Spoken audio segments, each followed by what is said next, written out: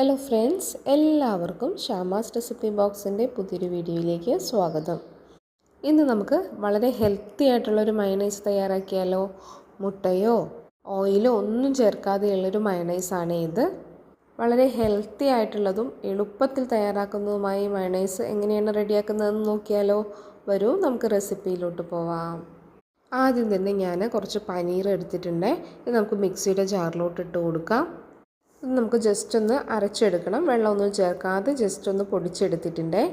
ഇനി ഇതിലോട്ട് പാകത്തിന് ഉപ്പ് ചേർത്ത് കൊടുക്കാം. ഞാനൊരു 1/4 ടീസ്പൂണോളം ചേർത്തിട്ടുണ്ട്. ഇനി മയണൈസ് റെഡിയായി വരുമ്പോൾ ടേസ്റ്റ് ചെയ്ത് നോക്കി ആവശ്യമെങ്കിൽ കൂടുതൽ ചേർക്കാവുന്നതാണ്.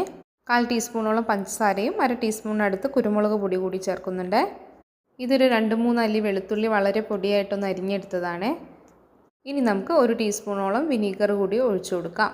മയണൈസിനൊരു ഗ്ലോയിങ് ഷൈന് കൊടുക്കാൻ വേണ്ടിയിട്ട് ഒരു ചെറിയ കഷ്ണം ബട്ടറും കൂടി ഇട്ട് കൊടുത്തിട്ടുണ്ട്. ഇത് ഓപ്ഷണലാണ്, വേണമെങ്കിൽ ചെയ്താൽ മതി. ഇനി ഞാൻ ചേർക്കുന്നത് കുറച്ച് ഫ്രഷ് ക്രീമാണ്. ഫ്രഷ് ക്രീം കയ്യിലുണ്ടെങ്കിൽ അത് ചേർക്കാം, അതല്ലെങ്കിൽ പാല് ചേർത്ത് കൊടുത്താലും മതി. 2 ടീസ്പൂണോളം ഫ്രഷ് ക്രീം ചേർത്തിട്ട് ഒന്ന് അടിച്ചെടുക്കുന്നുണ്ട്. ഇനി ഒരു 3 ടീസ്പൂൺ കൂടി ചേർത്തിട്ട് ഒന്നുകൂടി ഒന്ന് അടിച്ചെടുക്കാം.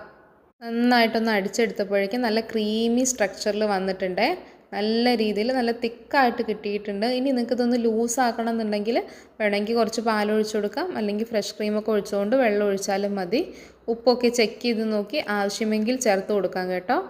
നല്ല മയണൈസിൻ്റെ തന്നെ ടേസ്റ്റാണ്. ടേസ്റ്റിലൊന്നും ഒരു വ്യത്യാസവും ഇല്ല കേട്ടോ. എനിക്ക് ഉപ്പും എരിവും പുളിയൊക്കെ പെർഫെക്റ്റ് ആണ്. അതുകൊണ്ട് ഞാൻ കൂടുതലൊന്നും ചേർക്കുന്നില്ല.